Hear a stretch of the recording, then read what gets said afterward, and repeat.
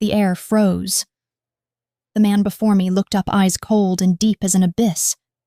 He slowly removed his leather gloves, revealing a silver ring engraved with a serpent coiled around a sword. The whole room fell silent. Then a line of men in black suits bowed. Cassian Devereux.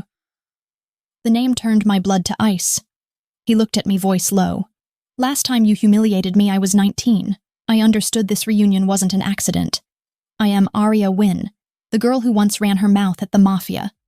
It had only been 5 minutes earlier that I walked in, and I was already fighting that familiar, nauseating dread that hits you when you realize your borrowed life is about to be exposed. I'd spent 2 weeks' rent on the dress, a deep sapphire that felt heavy and important, and I'd practiced my answers to the inevitable question. So what are you doing now? I had the temp job.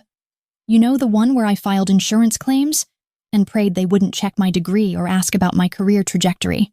A job where I felt less like an adult building a future and more like a ghost clinging to the edges of the real world.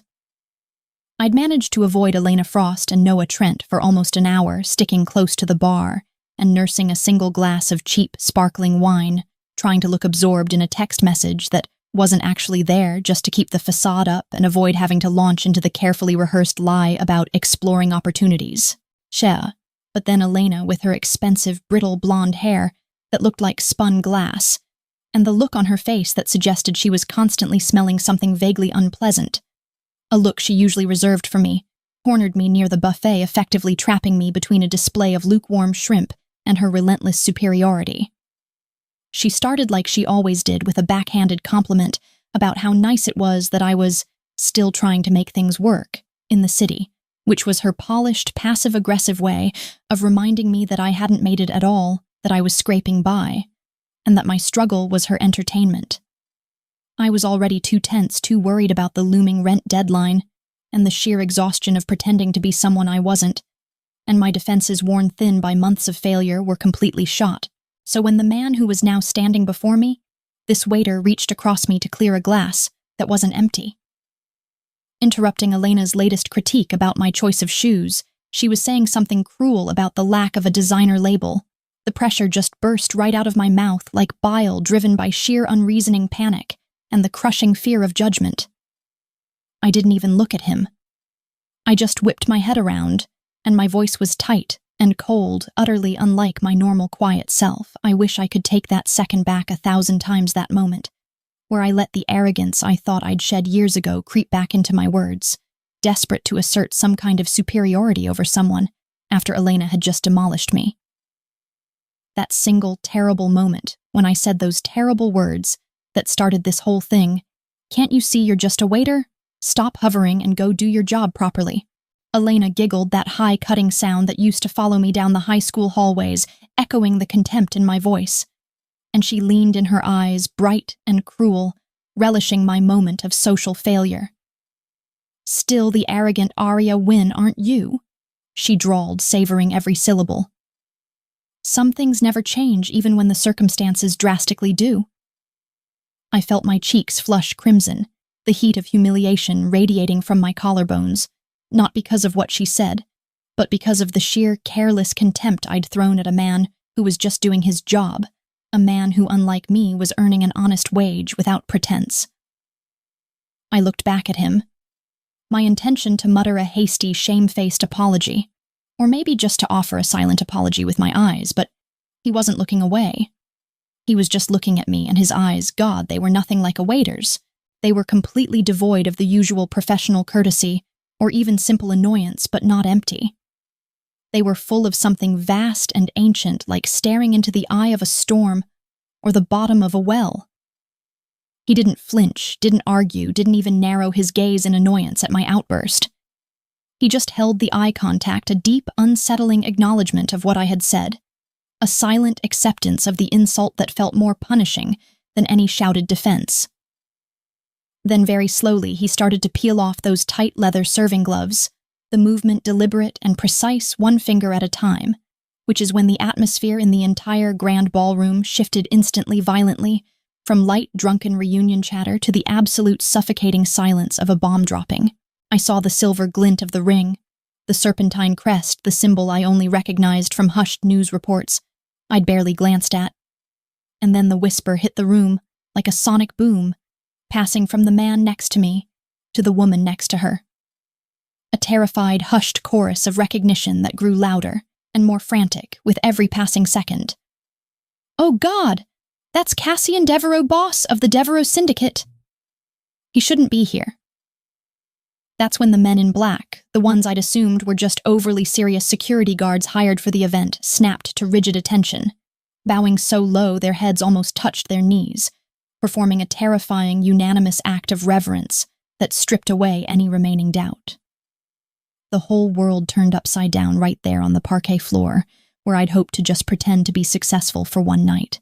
I'm standing there paralyzed, and the air around me is thick with the cloying scent of expensive perfume and the sudden raw stench of human fear, and I realize with a cold, sickening clarity that every single person in that hall, the high-status lawyers, the smug executives, the ones with the polished lives I envied, they are all terrified, absolutely terrified of the man I just dismissed over a half-full glass of white wine.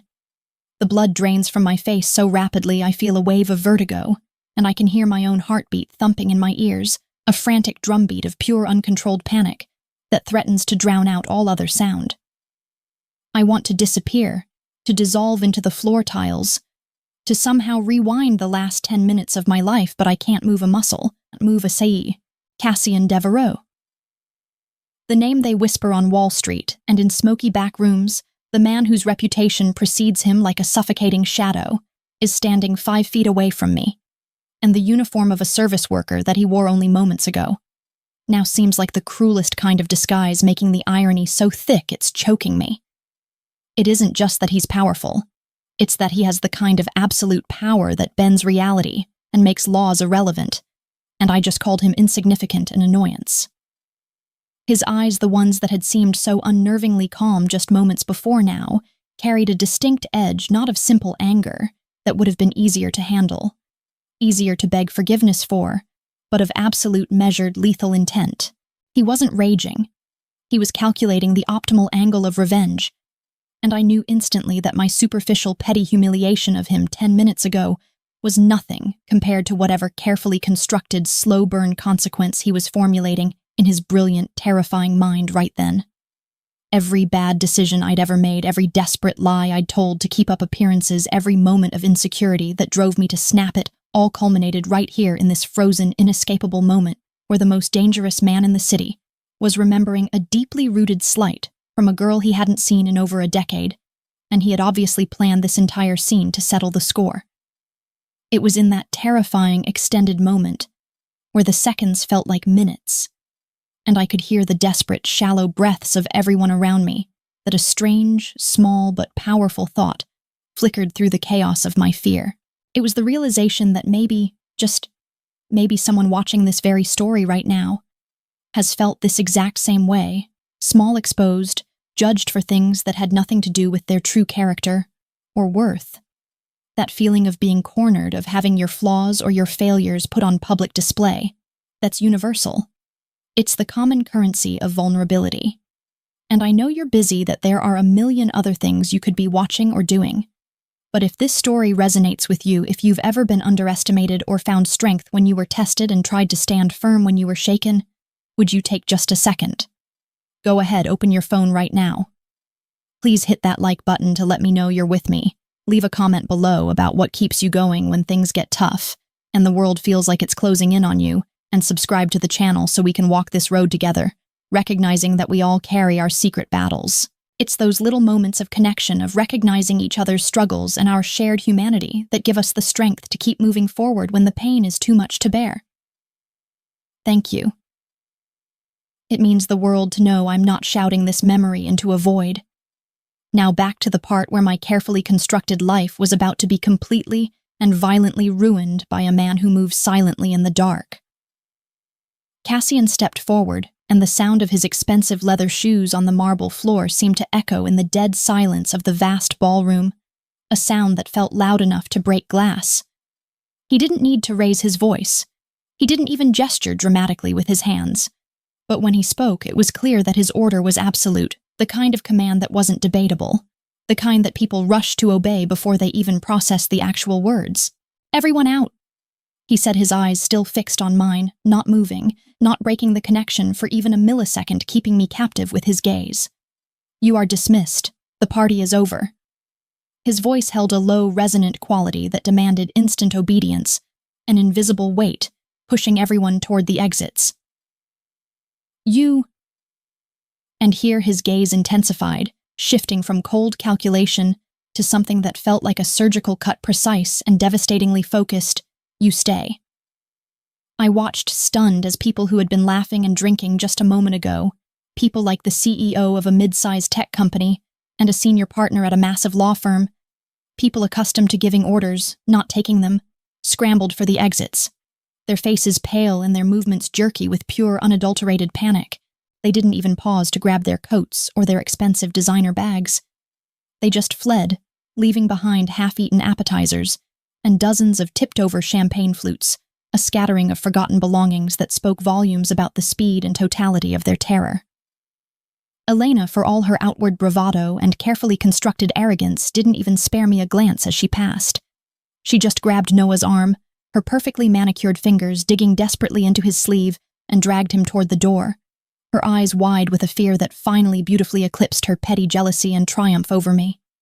Noah, always the opportunist, the self-serving coward, actually tried to pause and make some kind of appeal to Cassian, a slick, practiced expression of concern plastered across his face, clearly trying to align himself with the winning side and distance himself from me. He opened his mouth to utter some meaningless corporate jargon, but one hard, silent look from the boss, a look that conveyed an explicit, terrifying threat. And Noah wilted instantly, his shoulders slumping, practically running out, after Elena leaving me utterly alone in the suddenly cavernous, silent room with the man I had humiliated and the handful of his silent, unmoving guards. It was surreal standing there in the middle of this impromptu military operation, the silence punctuated only by the distant slam of the ballroom doors and the quiet, efficient movement of the men in black, and the truth of what was happening started to sink in. Cassian hadn't just happened to be working a side job. He had meticulously staged the entire reunion, orchestrating the whole affair, just to create this specific, humiliating moment. He must have known I would be here, must have planned the entire sequence down to the waiter uniform and the opportune moment of my insult just to see what I would do, how I would react under pressure, or perhaps just to finally settle a score that had been festering for over 10 years, a score far greater than my casual contempt. I watched as the guards quietly, efficiently began to dismantle the party atmosphere, pulling down curtains, flipping chairs into place, and extinguishing the flickering candles, moving with a silent, professional grace that made them seem more like phantoms than men. Cassian walked around the huge central table, smoothing his hand over the white linen tablecloth, the movement oddly domestic, entirely at odds with the sheer menace he radiated. He stopped at the head of the table, turning slowly to face me, and I finally found my voice a raspy whisper that sounded foreign, even to me, filled with a desperate plea for understanding. "Why?" I managed to ask the word, catching in my throat. "Why go to all this trouble? Why this elaborate stage?" He didn't answer right away, just watched me for a long, heavy moment, a slow, faint smile finally touching the edges of his mouth, the cold, calculating smile of a predator who has finally caught his prey and is savoring the moment, and he simply gestured toward the deserted, opulent banquet hall, a single elegant motion of his hand that encompassed the entire, now empty, dramatically lit room. The answer, when it came, was quiet, delivered with the absolute, unyielding weight of granite, confirming my worst fears. "Tonight," he said, leaning back against the high-backed chair at the head of the table, the chair of power. "You are the guest of honor, Arya, but not as the prom queen. That role is finished." He paused, letting the ominous words hang in the heavy air, the implication settling over me like a shroud. "Tonight, you will serve my guests." He didn't need to elaborate. The meaning was perfectly clear, sickeningly precise. I wasn't just staying. I was becoming what I had mocked. I was now the just a waiter I had dismissed with such careless cruelty. The next few hours blurred into a living, waking nightmare, a private, impromptu dinner for a dozen of the most frightening power players I had ever encountered, men who looked like they were carved from ice and marble, each one radiating a silent, terrifying authority that made the air feel thin and brittle. They weren't just eating. They were conducting serious, hushed business, dark-clipped conversations that ended in curt nods, whispered foreign words, and the heavy, chilling clinking of expensive crystal. And my role was to move among them invisible clearing plates that held barely touched food, refilling water glasses, and trying desperately not to let my hands tremble as I navigated the treacherous landscape of their immense, quiet power. Cassian sat at the head of the table, presiding over the bizarre ritual, and he never once looked at me directly, speaking only in low, clipped tones, completely ignoring my presence, which in itself felt like the cruelest kind of erasure. His total dismissal made me feel less than furniture, a ghost moving through a room where the stakes were impossibly high, where fortunes and lives were being decided in murmurs. And then, just when I thought the psychological torture couldn't possibly get any worse, the door opened with a quiet, efficient click, and Elena and Noah walked back in, looking nervous but undeniably determined to reclaim their position near the power center. They weren't serving the guests. They were now impossibly part of the dinner, sitting down at the table at Cassian's cold gesture, their forced, uneasy smiles betraying their desperate, insatiable desire to latch onto this sudden proximity to the apex of power. Elena immediately seized the opportunity to prove her worth to these new terrifying observers, her voice sharp and ringing with manufactured superiority as she watched me refill a water carafe at the edge of the table. "Karma," she sneered loud enough for the entire table of syndicate members to hear her eyes flicking dismissively over my borrowed dress and my subservient role. The old prom queen pouring drinks for the Mafia. Guess the big city didn't work out after all, did it? "Arya, looks like the bottom is where you belong." She laughed, a brittle, unpleasant sound that grated on my nerves, and Noah, always the opportunist and the sniveling follower, piled on with a smarmy, self-satisfied smirk that made my stomach turn. Yeah, she thought she was too good for me back then, too high and mighty for an ambitious guy like me, he said, taking a deliberate, smug sip of the wine I'd just poured, holding my gaze captive as he did so. "Look at her now, serving us. It's fitting, really." Their words were like small, precise needles, each one specifically designed to puncture the last shreds of my pride. But the worst part wasn't their cruelty. It was the way the cold, silent men at the table just watched the interaction, their gazes dissecting me, waiting for me to break, waiting for the predictable show of tears or lashing out. I could feel the hot rush of humiliation behind my eyes, the desperate, stinging urge to cry, to scream, to throw the carafe at their casual brutality. But I bit down hard on the inside of my cheek, tasted the coppery tang of my own blood, and refused to give them the satisfaction. I kept my face blank, my movements precise and professional, pouring the wine with a steady, unshakable hand, my quiet dignity becoming the only frail weapon I had left against their relentless public contempt. Cassian watched the whole exchange, his face utterly unreadable, his eyes dissecting me in a way that felt almost surgical, as if I were a specimen under a microscope trying to determine if I was structurally sound or about to crumble. He didn't intervene, didn't defend me, didn't stop Elena and Noah, and his silence was louder and more punishing than any insult they could have uttered.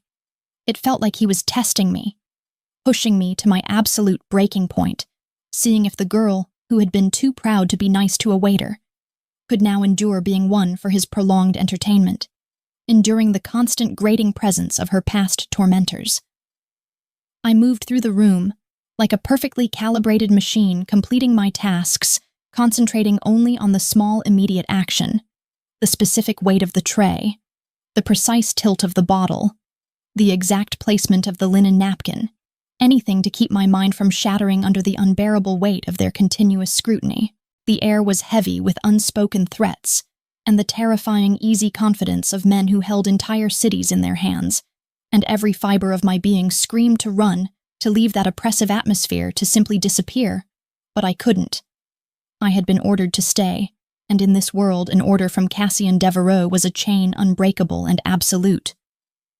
It wasn't until the very last of his dark, silent guests had risen and departed, their footsteps fading into the deep carpets, and Elena and Noah had been quietly escorted out their momentary triumph, forgotten that Cassian finally acknowledged my existence again, standing up from the head of the table, his posture tall, and commanding the perfect inverse of the humble waiter uniform he had worn earlier. The hall was empty again, just the two of us surrounded by the messy aftermath of the dinner, the lingering scent of cigar smoke and expensive liquor thick in the air. And I braced myself for the final crushing blow, the inevitable demand for some impossible payment or unbearable service. But he didn't demand anything. He simply walked over to the bank of tall windows, pulled back the heavy velvet drapes, and looked out at the glittering, uncaring city skyline, his back to me. The humiliation was necessary. He said, his voice softer now, almost conversational, which somehow made it even more menacing, because it lacked any heat. It ensures that you remember the cost of casual cruelty, Arya. It reminds you that the ground beneath your feet is not always solid. I remained rooted to the spot, my heart hammering a painful rhythm against my ribs, waiting for him to connect the dots, to finally explain the true nature of this terrifying staging that had nothing to do with table service and everything to do with a long-forgotten transgression. He turned back, and his gaze was steady and intense, holding me captive with the force of his memory. Did you truly forget the accident, Arya, 10 years ago? The crash that left the new student at Northwood badly injured, left alone in the rain. My breath hitched in my throat, a painful gasp of sudden, terrible recall. The memory buried deep under years of striving insecurity and deliberate forgetting resurfaced with a sickening jolt. A rainy autumn night, a borrowed car driven too fast, a sickening crunch of metal as we spun out, and the terrified face of the new kid who had just transferred to our school.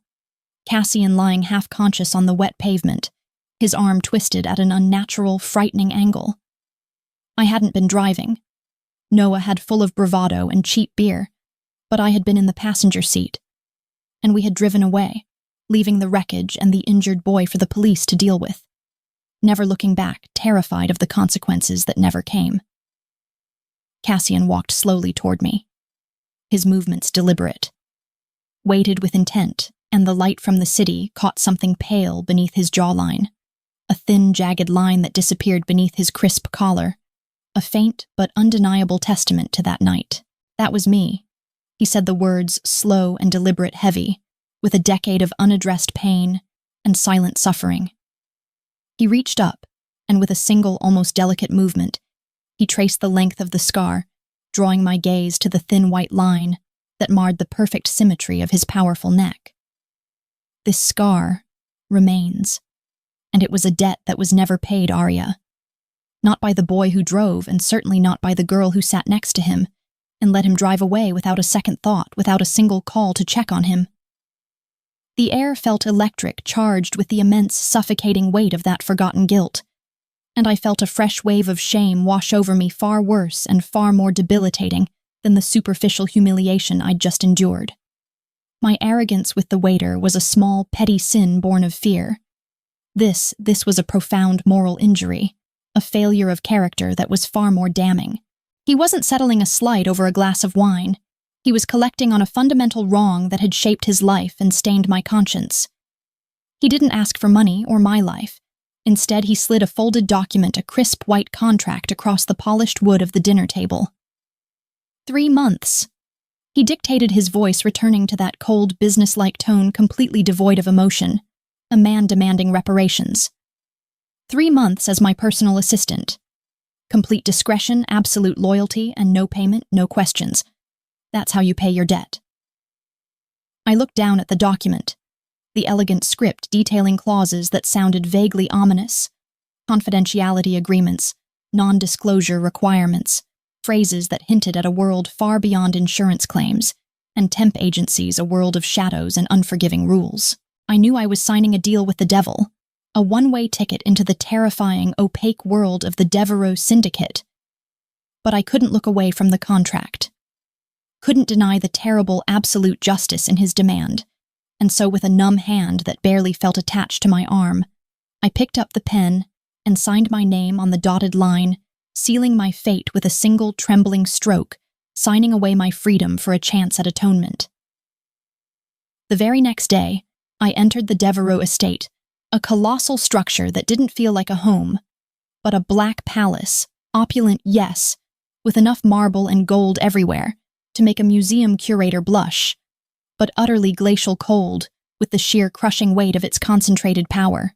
It was less a house and more a fortress, a place designed to keep the world out and its terrifying secrets safely locked within. And I felt instantly and hopelessly out of place, a small, insignificant moth trapped in a spider's web of immense wealth and lethal menace. I was immediately shown my office, which was less an office and more a glorified closet situated right next to Silas von Cassian's steel-cold lieutenant, a man whose eyes never seemed to blink. Silas gave me a single assessing glance that made me feel like he knew every failure of my life, every moment of weakness, and had already judged me for them with cold finality. The other underlings, men and women, who moved with a kind of slick, silent efficiency that spoke of years of disciplined cruelty, barely bothered to hide their disdain. Their snickering whispers followed me down the echoing, silent hallways. "The boss is just training a pet." I heard one woman mutter, her tone heavy with dismissive sarcasm, and another laughed a dry, unpleasant sound that sounded like grinding teeth. I learned quickly that in this world I was the lowest of the low, a woman of no consequence brought in as a curious experiment, a temporary object of the boss's strange, inexplicable whim, and their constant low-level mockery became the abrasive soundtrack to my long, grueling days, another daily dose of humiliation I had to swallow in silence. Cassian himself made my life impossible, not by shouting or demanding, but by acting as if I were truly invisible, a literal ghost in his own house that he simply walked through. In every meeting, I was instructed to sit silently in the corner, recording the minutes, a task that became increasingly bizarre as the minutes involved hushed conversations about international movements of goods, cryptic discussions of political alliances in foreign languages, and the fate of men whose names I didn't dare ask. He would stride into the room, conduct his business with an intensity that sucked all the air out of the space, a focus so fierce it felt like a physical presence, and pointedly never make eye contact, never acknowledge my existence, not even when he handed me a sheaf of classified papers, inches from my face, his fingers brushing mine as if by accident. This complete erasure was a torture all its own. The public scorn of his subordinates was painful, but his studied, complete indifference felt like a deeper, more profound form of punishment, a constant reminder that I was nothing more than a functional object to him, a disposable tool to fulfill an old debt. Subyawaas? I kept my head down, my notebook open, and focused with meticulous, terrifying precision on the work which was always complex and required absolute, unwavering attention to detail, trying to prove my competence and worth, despite the oppressive atmosphere, clinging fiercely to the quiet dignity that was the only thing I had left to hold on to in that gilded, hostile cage. I worked tirelessly, determined to fulfill the 3 months to the second, and then walk away with my conscience clear, believing that my only path to freedom lay in enduring the invisibility and the constant low-grade cruelty of his world, never once dreaming that this temporary assignment would change the course of my entire life. Then came the inevitable soirée, a glittering high-stakes event held right there in the Black Palace, where the city's elite, the politicians, the socialites, the people who thought they were immune to the darkness, mingled uneasily with Cassian's inner circle, a bizarre, tense fusion of two incompatible worlds. I was tasked with overseeing the logistics, moving through the crowd in a severe black dress that blended me with the professional staff, trying desperately to blend into the shadows when I saw them, Elena and Noah, walking in as invited guests, clearly having purchased their temporary access to this level of power through some slimy deal. Noah wore a self-satisfied smirk that was too big for his face, and Elena was dripping in enough diamonds that they must have cost more than my parents' retirement fund and my entire life savings combined. They zeroed in on me with the predatory instinct of sharks smelling blood in the water. Elena didn't even bother with a pretense of politeness this time. She grabbed a champagne flute off my tray, nearly spilling the contents all over the expensive carpet, and leaned in close, her breath reeking of expensive liquor and cheap malice. "Oh, look, Noah," she said, her voice carrying just enough to draw the attention of the surrounding cluster of self-important, nervous guests. "It's Arya, still running errands, I see. You know, when I heard Cassian hired her, I actually thought maybe she was secretly a genius, a prodigy in disguise or something intriguing. But turns out she's just glorified staff. What a total waste of potential." Poor deluded thing. Noah immediately chimed in, his tone dripping with false, oily pity, loud enough for a nearby table of high-ranking syndicate members to overhear, hoping to impress them with his insider knowledge. She always thought ambition meant an expensive suit and a corner office, not fetching coffee for the real players. He snickered, and the surrounding guests, the ones not affiliated with the syndicate, the ones who judged me by my modest background, tittered nervously, clearly enjoying the public spectacle of the downfall of the former prom queen. I felt that familiar hot rush of shame and humiliation flood my entire body, the burning heat reaching my neck and face, and I gripped the silver tray so tightly my knuckles went white, the delicate crystal threatening to shatter in my hand under the tension.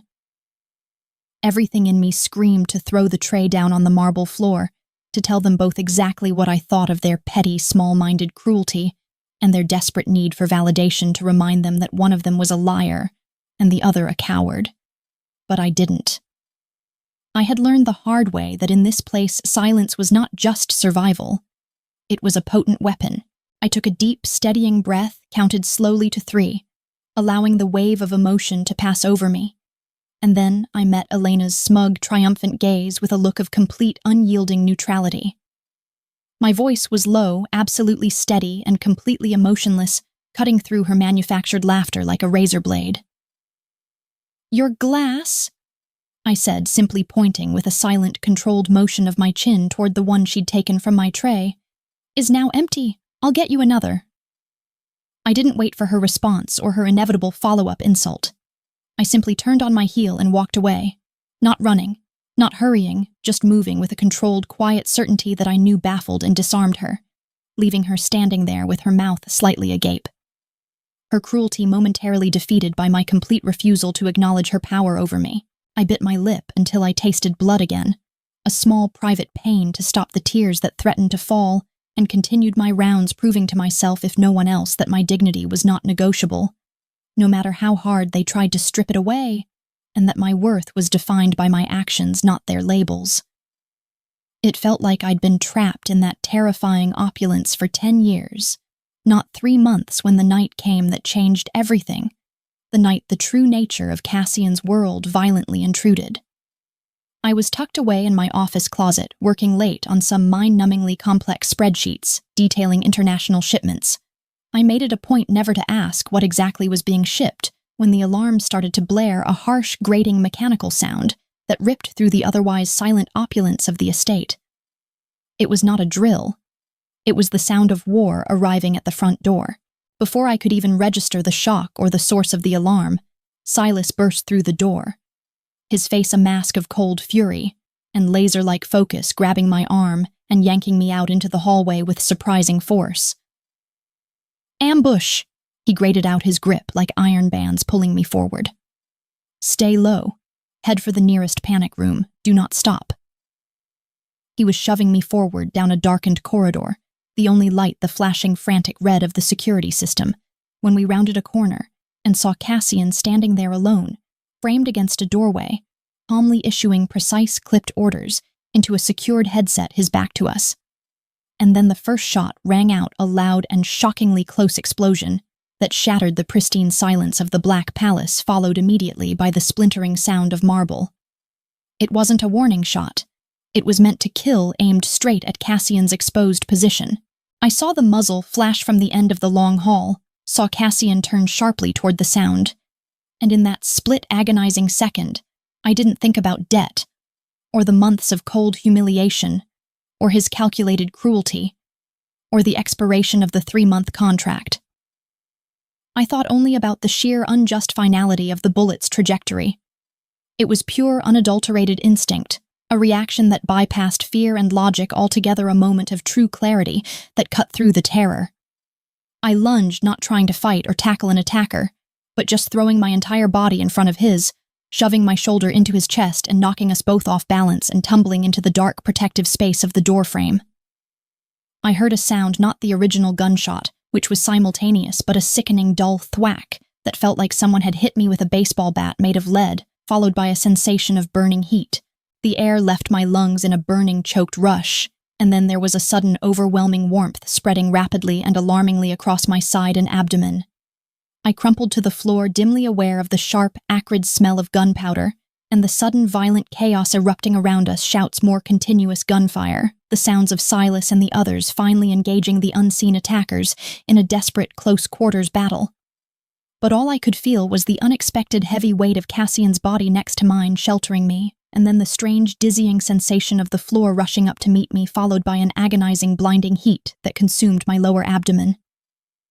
Through the rapidly intensifying haze of pain, I heard a voice I had never heard before, raw and loud, completely stripped of its usual control, a voice filled with fear, and something that sounded like genuine, desperate horror, completely unlike the unflappable man I knew. "Arya!" He roared, the sound echoing off the marble, a cry of pure, desperate shock and realization. It was the first time he had ever uttered my name, with anything other than cold, calculated dismissal, the sound of a man who realized what he had almost lost, and then the world mercifully went black, leaving me cradled in the sounds of gunfire and his terrified voice. I woke up what felt like an eternity later to a soft, even light filtering through thick silk curtains and the sterile smell of antiseptic, not the cold marble and gunpowder of the hallway. I was in a bed, a huge, impossibly soft bed, covered in sheets that felt like cool, luxurious silk, and the room was quiet, subdued, far away from the ongoing war and the chaos I remembered. My side was throbbing a deep, persistent ache that was a dull, constant reminder of what had happened. But the pain was distant, manageable, thanks to whatever medicine they had given me, and when I looked down, I saw thick, professional bandages wrapping my ribs and abdomen, expertly applied. I tried to sit up, but a strong, warm hand immediately pressed gently but firmly against my shoulder, preventing the painful movement. Cassian was sitting next to the bed in a high-backed leather chair, looking utterly exhausted. His tailored shirt slightly rumpled his usual impenetrable mask, softened by a faint, unfamiliar vulnerability around his eyes. Lines of stress etched into his forehead. He didn't speak right away. He just watched me, that deep, unsettling gaze now tinged with something like genuine concern and profound surprise waiting for me to fully wake up. I tried to formulate a question, something about the ambush, about the end of my debt, about why I was in his private chambers. But my throat was too dry. My voice nothing but a painful croak. He handed me a glass of water, holding it steady to my lips, and the care in his touch was so unexpected, so tender, so completely at odds with his entire persona that it nearly made me cry, not from physical pain, but from the shock of true human kindness in a place built on cold calculation and ruthlessness. "You took a bullet for me, Arya," he finally murmured, his voice low and incredibly rough, as if the words were hard to push out past some internal obstruction. "For a man who had treated you like dirt, who had deliberately made you feel small and worthless for 3 entire months, who set your enemies upon you." He leaned forward, slightly resting his elbows on his knees, his hands clasped, and the raw honesty in his expression was completely disarming, laying bare a self-awareness I hadn't expected. "I only wanted to see you regret it, Arya. I wanted to see you finally break under the pressure to atone for the casual arrogance of that night 10 years ago, and the indifference that followed." He paused, shaking his head slightly, a small, weary, self-deprecating gesture that made him look suddenly much younger, less like the untouchable mafia boss, and more like a man facing a terrible truth. "I didn't expect courage. I didn't expect that kind of self-sacrifice from anyone, let alone you." His hand reached out, hovering just an inch above my bandages, a gesture of respect and awe. And the distance felt symbolic, the gulf between our two worlds, the way we had measured and tested each other, the way I had paid my debt, and then some with blood and courage. "The debt is paid," he stated with quiet authority, the finality of the words settling over me like a profound blessing, a total absolution of my past guilt. Then his eyes met mine, dark and serious, and for the first time I felt like he truly saw me, not the former prom queen, or the temp worker, or the girl with the scar on her conscience, but just me, the person who had chosen to stand in the line of fire. He spoke softly, making a promise that felt impossibly huge in that dark, dangerous world, a foundation being laid in the ruins of his former expectations. "From now on, Arya, we're equals. There is no debt between us, only the truth of what you did. The dynamics of our relationship, the strange, twisted power balance shattered completely in that single moment of shared blood and vulnerability, replaced by something entirely new, something built on respect that transcended fear, wealth, and past mistakes. The weeks that followed were a complete blur of recovery, and the slow, unexpected development of genuine intimacy. Cassian, in a complete reversal of his previous behavior, became fiercely protective, moving me to a quieter, more secure part of the vast estate surrounding me with a wall of quiet guards, and bringing me complex, obscure books to read, everything from ancient philosophy to forgotten poets, which proved he had been watching me far closer than I ever realized. He spent his evenings not talking about the syndicate, but about history, art, and philosophy, revealing a depth and a quiet intellectual curiosity I hadn't realized he even possessed a side of him that was utterly captivating and far removed from the cold killer image. Our conversations were long, quiet, and deeply meaningful, a genuine, undeniable connection forming in the most unlikely of places, built on the solid ground of mutual respect and admiration, a bond forged not in romance but in fire and absolute trust. But in a world ruled by suspicion, fear, and ruthless pragmatism, that respect and connection was immediately perceived as a dangerous vulnerability, a soft point to be exploited. Rumors started to spread like wildfire through the syndicate, whispers carried on the cold marble walls and through the security lines. Devereux has gone soft over a woman, they murmured, their voices heavy with resentment and disbelief. A girl from the streets who means nothing, who has no blood ties. The whispers quickly became a roar, giving his enemies, the ones who had engineered the ambush, a clear soft point to attack and leverage. I felt eyes on me constantly, the casual hostility of the underlings hardening into outright visible resentment, and I knew that every time I stood next to him, every time he showed me an ounce of tenderness or protection, I was making him vulnerable, a dangerous, potentially fatal liability in his life of constant high-stakes conflict. The targeting began subtly, small, unnerving moments that escalated quickly from annoyance to outright threat. First, it was just strange phone calls, hang-ups in the middle of the night that left my heart pounding, followed by hang-ups where I could only hear heavy breathing. Then it was finding a discreet, unmarked car parked down the street from the small bookshop I used to visit in the city, its occupants watching me with unnerving, patient intensity, cataloging my movements. I knew I was being tracked, every move cataloged and filed away for future use, and the knowledge was a constant, suffocating weight. The tension became a visceral fear, a suffocating weight that settled in my chest, the fear not for myself, which I could handle, but for the devastating damage my presence was causing, Cassian undermining his authority and putting his life at risk. The final, brutal, and truly devastating blow came from where I least expected it, a predictable and slimy twist of fate, Noah Trent. He cornered me outside a small cafe where I'd gone for a quick solitary lunch, his face pale and slick with sweat, his eyes frantic, a nervous, desperate energy radiating off him that smelled of fear and ambition. "I know everything, Arya," he hissed, glancing nervously around the quiet street, clearly terrified of being seen, but compelled by his own desperate self-interest. "The payments, the offshore shell companies, the stuff you were documenting in those damned spreadsheets, I cross-referenced your time at the palace with some old data from my marketing firm. I have the proof, the connections, the whole trail." My blood ran cold, not because he knew about the business, which was bad enough, but because of the look in his eyes, the look of a desperate, cornered rat trying to barter his way to safety and power, willing to burn the world down to save himself. He pulled out his phone, flashing a series of blurry, low-resolution, damning photographs. Cassian and me sharing a quiet moment on a terrace, walking side by side in the garden pictures that looked harmless on their own, but could be ruthlessly twisted into something sinister and incriminating in the hands of the authorities, or worse, Cassian's rivals. "Leave him," Noah demanded, his voice trembling slightly with the mixture of fear and triumph, but his eyes were hard, resolute in their threat. "Leave Cassian right now, or I hand these photos and the damning documents to the cops. They'll nail him on conspiracy and association, and I'll walk away clean. I'll take him down, Arya.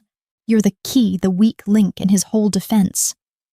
I stared at him, realizing the true depths of his selfishness, the way he was willing to destroy lives to dismantle everything, just to save his own skin, or perhaps just to feel important enough to ruin a powerful man.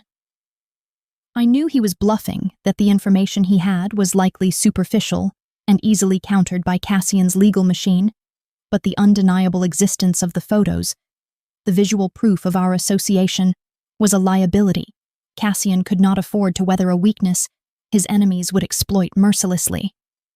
The thought of my life, the love I was just starting to build with Cassian, being used as a weapon against him, as the fatal flaw in his shield, was unbearable, a torture far worse than any physical pain. I returned to the palace that evening with a stone in my stomach, the crushing weight of the realization that my presence, despite the respect and the love, was a direct and immediate threat to the very existence of the man I loved. I didn't have to say anything.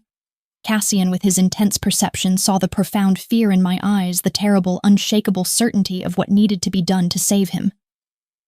We were sitting in his study, the room warm and quiet, the only sound the familiar, comforting crackling of the fire in the huge hearth, but the warmth felt utterly fragile, about to be extinguished. He looked at me, his gaze full of an infinite sadness and understanding, and he knew instantly that the choice had already been made for us by the vultures circling outside our walls. He didn't argue with the inevitable. He didn't try to find a solution or promise me protection, knowing that my protection meant his exposure. He simply made a choice, a brutal, self-sacrificing decision that broke my heart into a million irreparable pieces. He chose to sever the threat with a finality that felt like a death sentence. "Leave me, Arya," he said, his voice flat, emotionless, deliberately devoid of the warmth and tenderness that had come to define our private moments. "Now, walk away from this life and never look back." I felt the world tilt on its axis, the betrayal feeling like a physical blow, a sudden sharp pain that completely eclipsed the fading memory of the bullet wound. I looked at him desperately, searching his eyes for the slightest flicker of doubt, the smallest sign that this was a test, a trick or a strategy, but there was nothing there but cold, resolute finality, the iron will of a man making a necessary sacrifice. "Go," he repeated, his voice harder this time, more commanding, pushing me away with the only weapon he knew would work: emotional distance and utter rejection.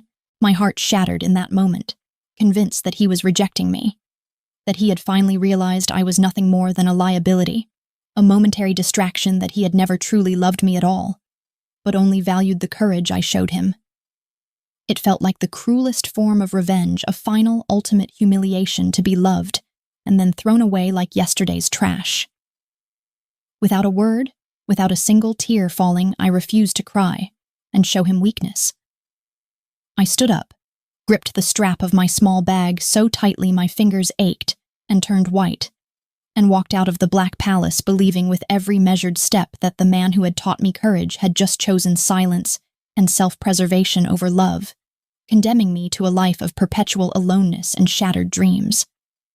My life after leaving the palace was a strange, silent echo of my former existence, a kind of voluntary exile, a deliberate withdrawal from any possibility of happiness that could be taken away. I went back to the city, not to my old neighborhood, but to a small, dusty apartment where I felt entirely invisible, and I spent the next few months trying desperately to stitch the pieces of my broken heart back together, convinced that the love I had found was just another consequence of the world I had stumbled into, an illusion that evaporated instantly under the weight of real danger and moral calculation. I got a new quiet job working in a non-profit archival library, seeking refuge in the silence of forgotten histories, and I tried to build a small, unassuming life, free from the glittering contempt of people like Elena and the dark power of men like Cassian. Then the inevitable happened. The shoe that had been dangling over my head for months finally dropped. I was arrested. It was a cold, rainy Tuesday morning, two polite but stern detectives showing up at my apartment door, flashing badges and asking me to come downtown for questioning about my time of employment. The charges were vague, circling around conspiracy, money laundering, and ties to the Devereaux organization, all based on the flimsy, twisted evidence that Noah must have gleefully provided the dark, exaggerated narrative of my 3 months as Cassian's assistant finally being weaponized against me. The humiliation of being led out of my apartment in handcuffs, the cruel, curious stares of the few neighbors who were watching the spectacle, was profound a public exposure of the life I had tried so hard to outrun. But the true deep terror didn't hit me until I was sitting in the cold, windowless courtroom, the lawyers circling like impatient vultures, and the charges being read aloud in a monotone voice. I was utterly alone, exposed, convinced that the man who had promised me equality and a future had finally abandoned me to clean up his life's mess, leaving me to face the legal system alone. Then the courtroom doors swung open with a dramatic, heavy creak, and the atmosphere shifted violently from tense formality to absolute frozen shock. Cassian Devereaux walked in impeccably dressed in a dark suit that made him look impossibly tall and powerful, completely alone, and his sudden, unannounced presence commanded the entire room, silencing the murmurs and stilling the hurried movements of the court staff, judges, and lawyers. He didn't look at me. He looked straight at the judge, his posture regal, his face a mask of iron control, betraying nothing of the immense personal cost of his action. My lawyer, a nervous older man, stared at him, jaw slack with disbelief, and the prosecutor quickly tried to interject, arguing loudly about protocol and representation. But Cassian cut them both off with a low, commanding voice that was instantly recognizable, carrying the undeniable weight of absolute authority and finality, a voice that demanded silence. He walked straight to the stand, a man claiming his own cross, and spoke clearly, his confession shocking the courtroom into a stunned, breathless silence. "She's just someone I once owed a great debt to," he stated, referring to me with a heartbreaking distance, a calculated cruelty designed only to protect me by minimizing our connection. Everything that happened, the payments, the documents, the so-called conspiracy, it was all my doing. She was nothing more than a temporary assistant brought in to fulfill a debt from a car accident 10 years ago, an agreement of atonement. She knew absolutely nothing of the organization's affairs or the seriousness of the situation. Everything was me and me alone. He took the full weight of the charges onto his own shoulders, claiming complete, undeniable guilt, sacrificing his own freedom for mine without a moment of hesitation. As the cuffs closed around his wrists, the heavy metallic click sealing his fate with a sickening finality, he was led past me, and for the briefest fraction of a second, his eyes met mine, dark and intense. He leaned in, his voice a barely audible whisper for my ears, alone a final shattering sentence that explained everything. "Never look down on anyone, Arya, including yourself. You are not a pawn." In that devastating moment, I finally understood the terrifying depth of his love, the impossible ultimate choice he had made. He hadn't abandoned me. He had chosen to pay for the past, for his power, for my freedom, and for the chance of a true future with his entire life. He loved me in the way of a man prepared to lose everything, and that realization, even in the cold terror of the courtroom, gave me a strength I didn't know I possessed, a quiet resolution that would sustain me for the years to come. 3 long, agonizing years passed, measured in silent days, and the ache of his absence, and I never saw him again. My life settled into a rhythm of quiet, productive simplicity. I ran a small, quiet bookshop in a neighborhood far from the palace and the fleeting prestige of my former life. A haven I had created with a quiet, fierce determination, investing my small savings and my entire heart into the enterprise. The shop was small, cozy, filled with the comforting, clean smell of old paper and dust, and I spent my days shelving books, recommending poetry, and talking about literature with the few loyal customers who drifted in. I had been dismissed by so many in the city as the Mafia's ex, the girl who had a brief, scandalous brush with power and lost everything, and I lived simply no longer afraid of contempt, because I had seen true power and true love, and I knew that neither had anything to do with wealth or status. The fear that once ruled my life had been replaced by a quiet, resilient peace, a strength born of standing my ground and surviving the absolute worst. I no longer wore borrowed confidence to face the world.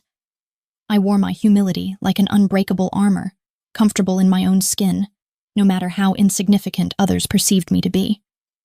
I was content, but there was a hollow space in my heart, a profound silence that only one person could fill, and I carried the memory of his sacrifice like a precious sacred secret, a fire that kept me warm.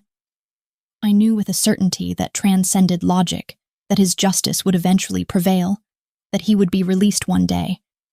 But I never allowed myself to dwell on the possibility, just living day by day, moment by moment, focused meticulously on the present, on the task of surviving with grace. It was an ordinary Tuesday, the early afternoon light, slanting lazily through the dusty window panes, bathing the stacks of books, in a golden haze when the small bell above the door chimed, and a familiar quiet presence entered the shop. A man I recognized instantly. Silas von Cassian's former lieutenant, the man of steel and cold loyalty, walked straight to the counter. He looked older, perhaps a little wearier.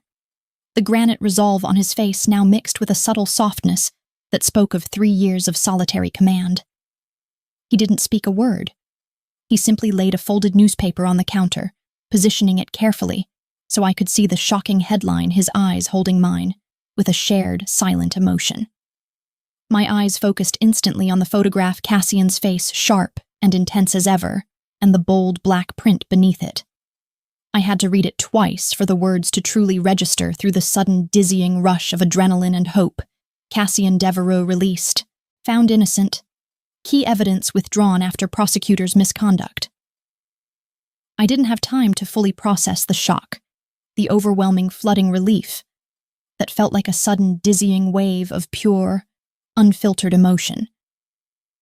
Before I could look up and ask Silas a single coherent question, the bell above the door chimed again, a little more forcefully this time, and a shadow fell over the newspaper, blocking the light from the window. I looked up, and there he was. Cassian. He was thinner, perhaps the lines of his face a little sharper, etched deeper with the profound weight of the years, and his solitude. But that gaze, that cold, deep, intense, and utterly unforgettable gaze, was exactly the same. Only now the darkness was tempered by a light of hard-won peace. It held a decade of regret, a few months of fierce, dangerous love, and 3 years of monumental sacrifice, all swirling in those dark depths. He wasn't wearing the expected power uniform. He was wearing simple, well-worn clothes, the comfortable outfit of a man who no longer had to prove his worth through material wealth or fear, and the sheer force of his presence shifted the entire atmosphere of my small, quiet bookshop, making the small space feel immense. The air felt charged, electric, the space between us, impossibly small and yet impossibly vast, all at once, spanning 3 years of absence. My hands, which had been steady for 3 years of solitary life, suddenly trembled violently, betraying my long-held composure. Silas, standing next to me, just gave a curt, almost imperceptible nod, a gesture of respect and farewell, and then quietly walked out, leaving us utterly alone. The silence punctuated only by the distant sounds of traffic and the frantic, hopeful hammering of my own heart. Cassian looked at me, a slow, faint, incredibly deep smile finally touching his lips, a smile that radiated warmth, not menace, a true smile of genuine joy. And he broke the silence with a quiet, simple declaration that felt like a bridge finally being rebuilt. "I'm here to buy a book, Arya," he said, his voice a low, familiar rumble that felt like coming home, a sound I had missed more than anything, "and to redeem a promise." I didn't need to ask what book, and I didn't need to ask what promise. I simply reached under the counter where I kept a few copies of the books that mattered most to me, the ones I always recommended for those searching for a different path for redemption and renewal. I pulled out a worn, beautiful copy, its pages soft with age and handling, and laid it gently on the counter between us. He looked down at the title, a small, knowing nod in his eyes, and I knew he understood perfectly. Cassian Devereaux, the former crime lord, was no longer a king or a boss. He was just a man who had lost too much, who had paid a heavy price for his past, and who was now looking for a way forward, a path out of the darkness he had created. He understood that this new world wasn't about power or fear. It was about the simple, difficult act of rebuilding a life based on something real, something earned through sacrifice. He looked at the book, then back at me, his gaze searching, almost vulnerable in its honesty. "I didn't come back to teach you a final lesson, Arya," he confessed, the admission hanging between us, heavy with meaning and the weight of the past. "I came back because I didn't want to live without you. I came to learn how to live again outside of that life, to learn what is real and what is just illusion." I met his gaze, my smile genuine and steady, completely unafraid, finally standing on equal ground with the man who had once tried to break me but ended up forging me. I gently pushed the book toward him, my quiet strength now undeniable. Not something I had to fight for, but something that simply existed, a moral core that the years of hardship had only polished and strengthened. Lesson 1. I told him, my voice calm, precise, and certain, cutting through the remnants of the past and establishing a new tone for the future. He picked up the book, his fingers tracing the title with a slow reverence that surprised me, and then he looked up, his dark eyes shining with a question that was both hopeful and terrifying in its simplicity. "I'll read it," he answered, the corner of his mouth turning up in that charming, dangerous smirk that I remembered so well now, just a flicker of his past self. "I'll read it if you'll have coffee with me.